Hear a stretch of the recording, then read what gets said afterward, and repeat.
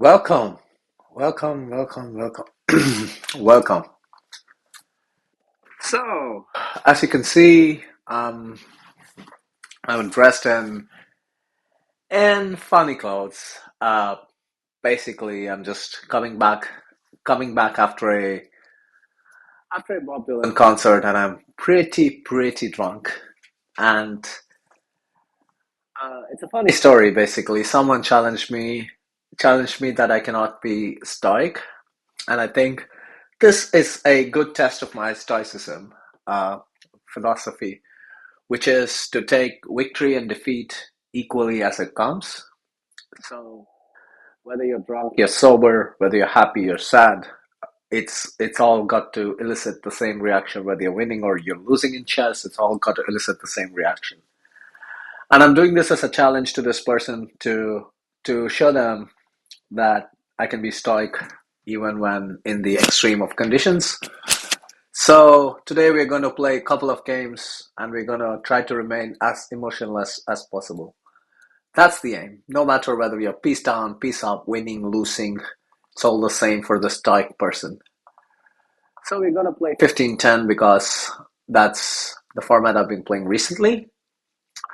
We have the white pieces against we Sagar and we play d4. g6. Straight away he goes into the King's Indian defense, which if I was not stoic, I'm not the most happy about. But since I'm stoic, it doesn't really make a difference to me. We play knight c3, and after knight f6, e4. We have a typical King's Indian position after d6, and normally I would play the move bishop g5 and going to the Auerbach variation, but recently I've been playing this move knight f3, bishop e2, and castles. And I played this variation known as the bayonet attack with b4, if I'm not wrong. As a stoic person, I'm not really concerned about bishop g4. We just castle. And this is where bayonet attack starts with the move b4. I'll be honest, I've not seen knight c6 before, because after knight c65, I don't see where his knight goes. Probably goes to b4, and after a3, the knight starts to become a problem piece. So my opponent instead takes here and goes knight e5. Just after bishop e2 and f4, it should perhaps be the same, right? It should be the same. After bishop e2 c6, my question to my opponent is after f4, where do you put your knight? You have to go back to d7. That's obviously not ideal. Because, okay, you can go knight g4, but you will lose a knight. After bishop takes g4, knight g4, queen g4. But my opponent is going to be wise enough to put his knight back on d7. And normally I'd be happy with this position, but as a stoic, we don't do happiness and sadness. We just observe the position for what it is, play bishop e3, because it's objectively the best move to cover the f2 square. And after he takes, the choice between c takes and e takes is pretty straightforward. You take with the c pawn so that you can advance e5 when you want to. And this position is rather pleasant for the non-stoic person, but for the stoic person, it's all the same, whether it's a pleasant position or an unpleasant position. So here, I don't understand this move b6. I think it is to play something like rook c8 and basically saving the a7 pawn from further attack. Or he wants to plant his knight on c5, which we're not going to allow, of course. After rook c1, we're moving the point of this move is to move things out of the pin. This is where we start putting some pressure on the a pawn with knight b5. And after he takes with the queen. Could take with the bishop, but that would render a lot of white's play very unnecessary. In this situation, you move maybe something like knight a7, put the knight on c6 and have a good game. Also need to watch the e4 pawn, of course, at all times. This position, you just put the knight on c6, and after this, you win on the spot. After knight e7 check, simply picking up the queen.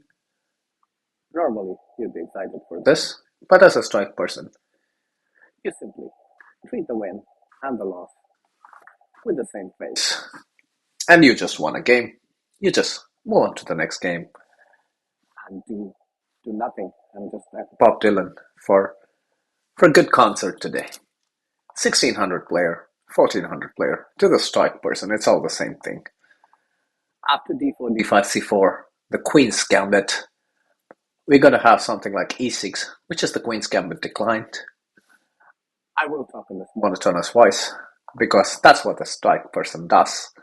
And after knight f3, knight f6, knight to3, bishop e7, bishop f4, knight f6, knight c3, bishop e7 or bishop e4. So there are two choices. Bishop b4 goes in defense. Bishop e7 goes into the classic queen's gambit declined.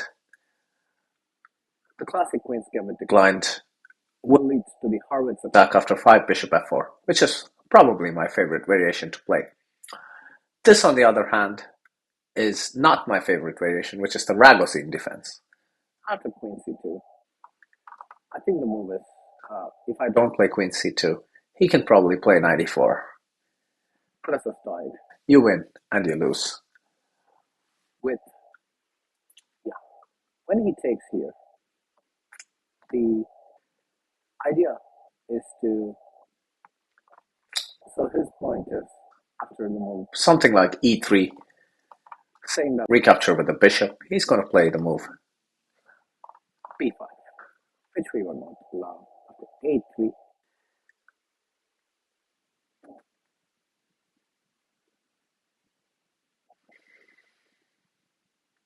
now we are forcing him to make a choice. If he goes bishop a5, we always have the move queen a4 check, picking up the pawn this way, because there, knight c6 is forced to defend the bishop. Or even just c6, doesn't matter. The pawn on c4 will hang after all that. Yeah, this is probably the best way to play for him. And after you take, he's probably going to play b5.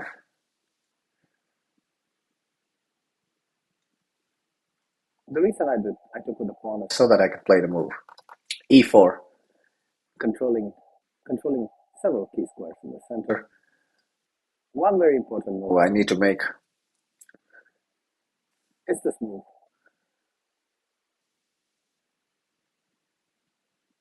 So here, if he castles, I will play e3 or e4.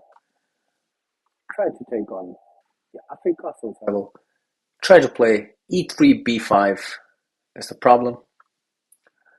So first you play bishop g5, spinning the knight down. And he's going to play knight b7. After he plays knight b7, you play e4, threatening to win this pawn. At the same time, threatening to advance e5, starting to put some pressure. Queen e8, stepping away from the pen. Bishop c4, simply getting the pawn back. There's nothing much for either side in such positions. As a stoic, you just enjoy chess for what it is. And you try to play with the same expression, whether you win or you lose. It's the same thing. c5 is a very Grunfeld looking move in this position. This pawn structure reminds me of the Grunfeld defense, where black plays something like g6, bishop g7, plays c5 to strike center, and also threaten the rook on a1. But in this position, it's not so scary because there is no bishop on g7. So in this position, white can just castle and just ignore everything that black's doing. And as long as the pawn on e4 is safe, there's nothing much to write home about for either side. Black can black can play something. Black can play something like knight. I don't know. I'm just at this point. I'm just wondering what black is doing because his bishop is completely locked in, whereas white's bishops are out and white's knight is also out, and the rooks will come to d1 and e1 or c1 and d1. Doesn't matter. Probably d1 and e1 is just a tiny bit better because rook on c1 doesn't really do anything. Rook on d1, on the other hand, is much more powerful. Rook on e1 is definitely a necessity. After b6, just play rook e1 and rook a d1, rook fe1, rook a d1. Consolidate the position. This is the kind of move here. Probably bishop b5, putting some pressure on this knight, threatening to take on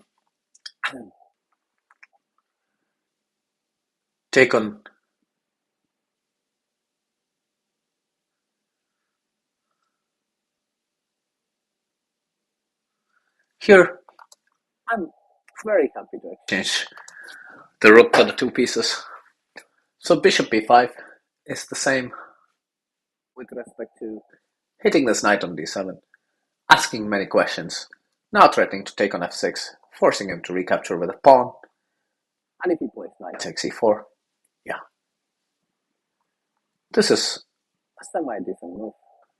Nothing that's super special to write home about or anything. But at the same time, it is an annoying little move. So here, something like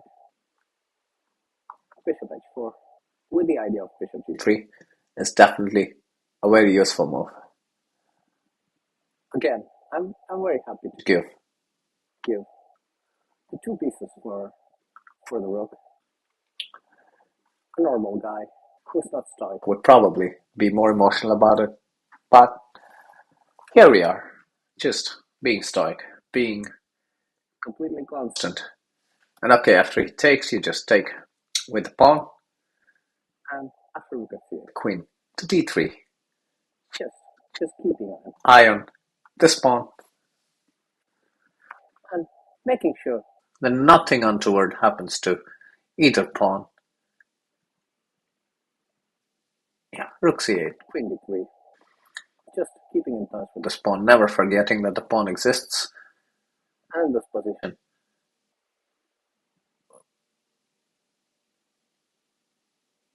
Black is perfectly fine, but so slight at this point of time. Just maybe something like e5 and knight g5 can win on the spot.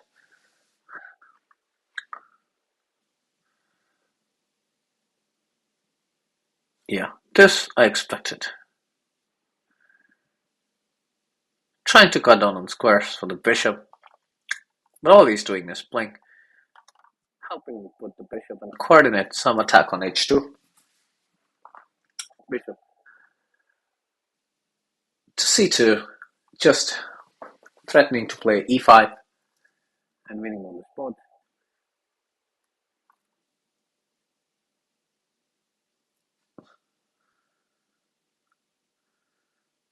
So my opponent is completely ignoring the threat of this battery on h7, threatening to play the move e5, simply winning a piece here. So he needs to do something about this. g6 is the way to go. g6 is probably the only move which he does fine. To be fair to him, he's not as dumb as he looks, I would say. As a stoic, we are supposed to refrain from such comments. And in this position, we are supposed to play on and on. So here bishop g3, simply putting some pressure on the queen, making it go to a7. Queen a7 is the only move. And here, white just continues an attack with. Normally white would just play h4, but these kind of positions, 95, is probably a slightly better try.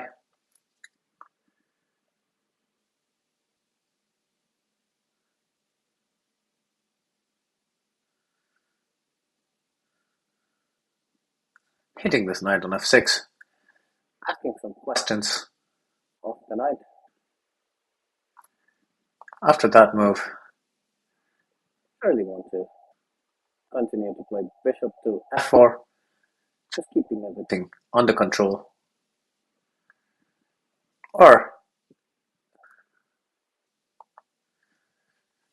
just threatening to play something like queen to h3, queen h3, queen h6. Could have won, but maybe knight takes e5 takes, and then like simply rook takes c2 would have hung in that position.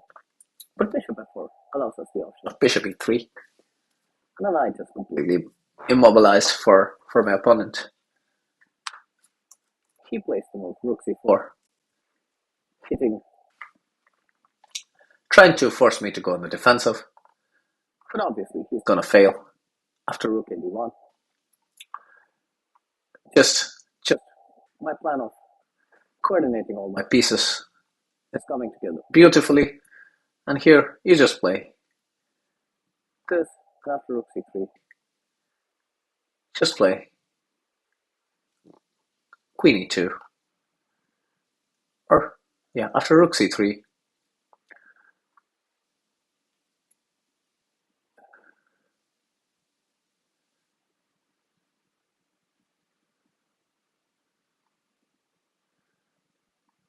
After rook c3, you play queen e2, allowing him to take on a3. That looks scary at first, but then when you look closely at it, you start to realize that there are other problems to the black position. He can take on a3, but of course, it allows something like bishop d6.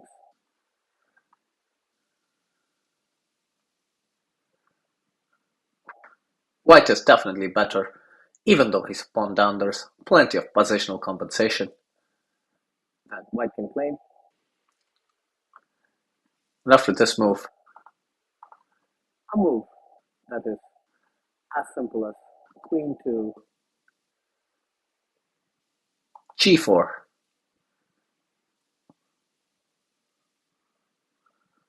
With some ideas of queen h4 coming into these dark squares.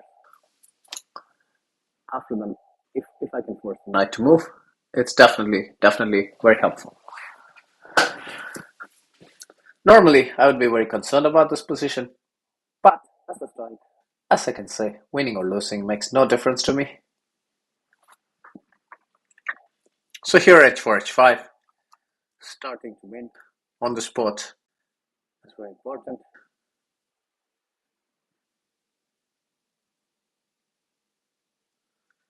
You can play rook c4 maybe, attacking the d4 pawn.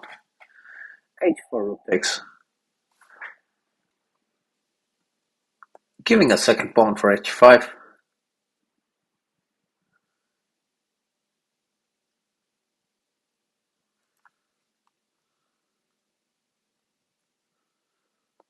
Or simply e5, opening up this diagonal would also be pretty useful.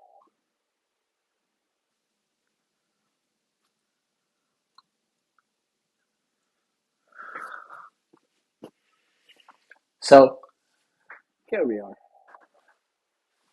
Here they are, big stoic with no emotions.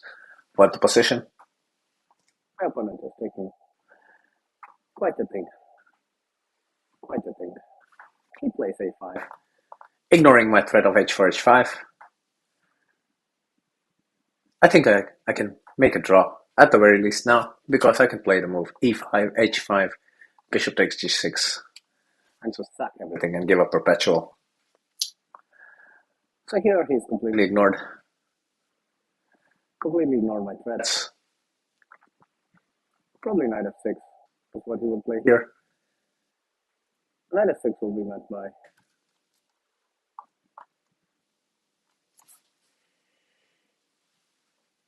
now there's no knight f6.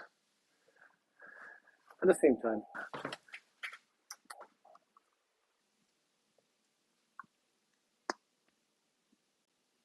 We made a draw, at the very least. if not better. Now, there are just too many threats. He doesn't have enough. Bandwidth to swing over things to the queen side. Maybe knight f8, but that is met by bishop takes f8, king f8, h5. Now he's under Considerable pressure. and fighting to save the draw.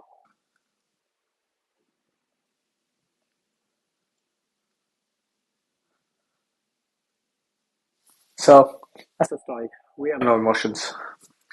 As Bob Dylan once sang. As Bob Dylan sang many things over his life. I'm not going to quote any Bob Dylan songs today, even though I've just witnessed greatness. I'm being stoic. So, there's simply the same monotone in my voice regards to stoicism, which is the act of treating victory and defeat. the exact same way. He's played the move f5, which is interesting in its own right, but also, is it if I take, he will take with a knight. So let's not allow that. Queen g5, two move, h5 next.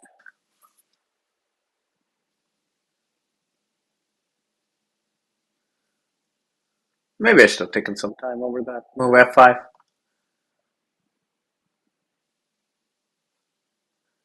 He's trying to take the queen, which I want to love, of course. Bishop e7. Queen e8.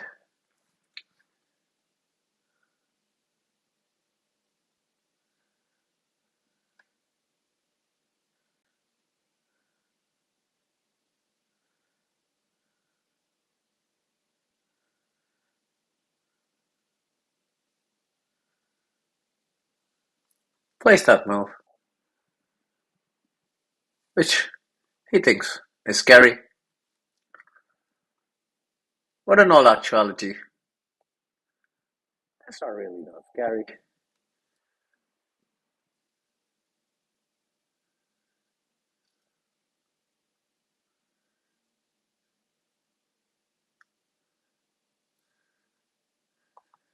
maybe I played d5. Start to break. Give him an exchange.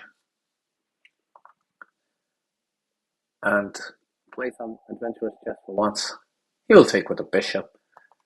stacking the exchange.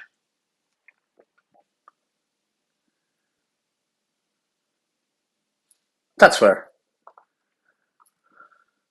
we come in, swoop in, With our bishops and say that this exchange sacrifices it's definitely worth. more than the rook. This is a decent plane. We are playing a very brilliant game at this point. Probably going to checkmate my opponent soon. He's probably Scared shitless of this position. But being a stoic, you don't acknowledge brilliant. that was one of the best sacrifices I made. Made, given A full rook for a bishop, but at the same time, we are remaining balanced. The position could go either way. his rooks are completely pointless at this juncture. He can play something like rook c1, but that would be a blunder after rook takes c1. Maybe not. Maybe not.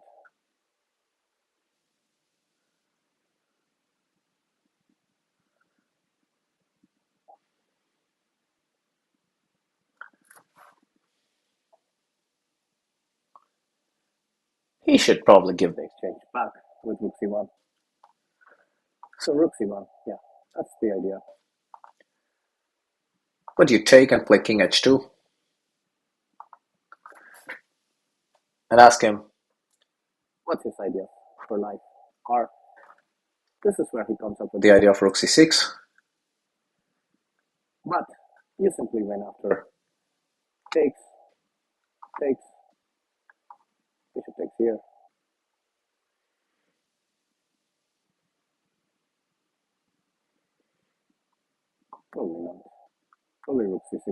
saves everything now.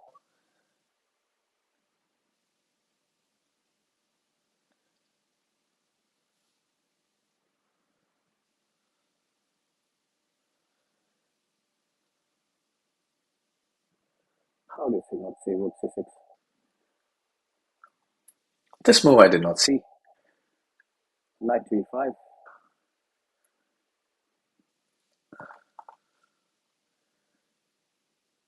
But now we are completely Winning.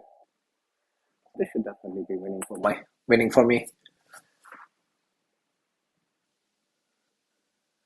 But as a stoic, I'm not going to. Going to have two surprise.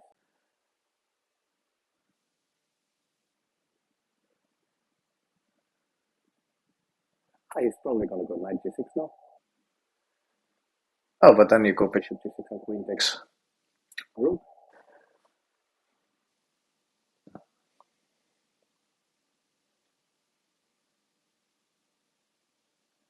He goes pawn g6. This is where you go.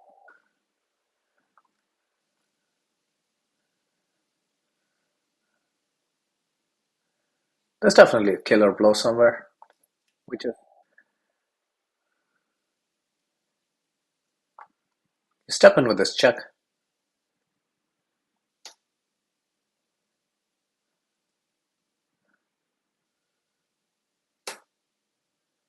and you snap up this knight.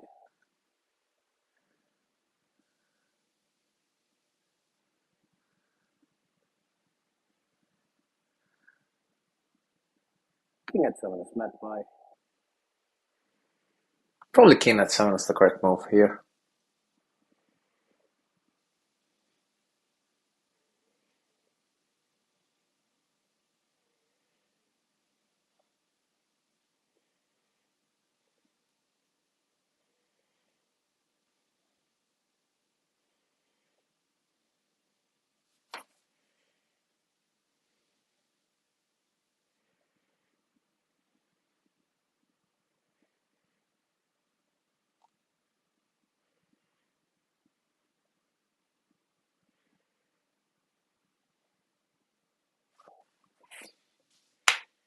King h7. Queen h4.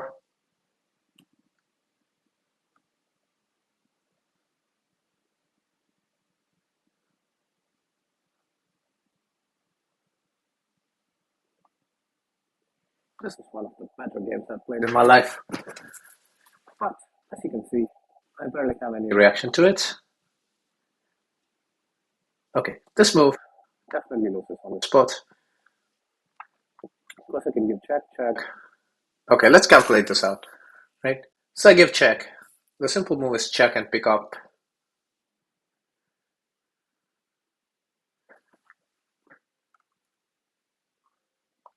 Bishop here, check.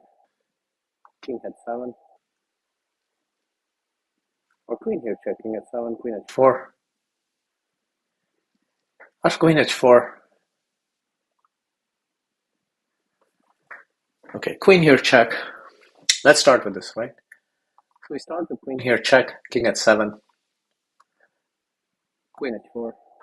So all these squares are covered. The square is covered.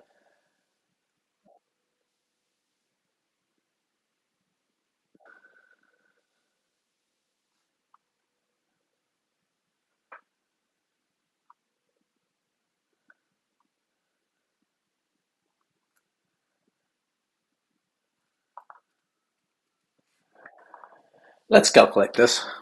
There are two options here, right? Queen check, King h7. queen check, king h7. Queen h4.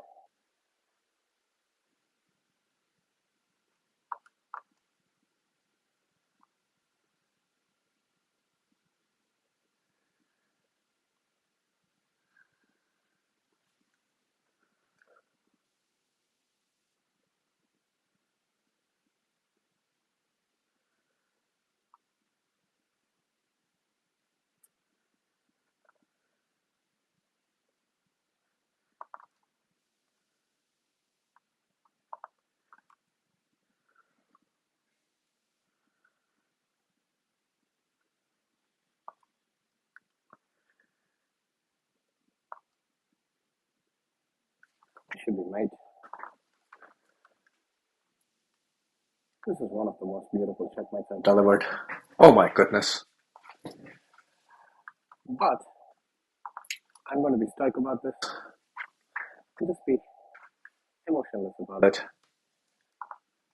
Thank you very much for watching my stream. And to the person who challenged me, first strike stream, if you know chess, that is one of the most brilliant games I've ever played. but at the same time, I'm just playing no emotion. So, have a good night. Keep singing Bob Dylan Dylan, and be happy in general. thank you very much.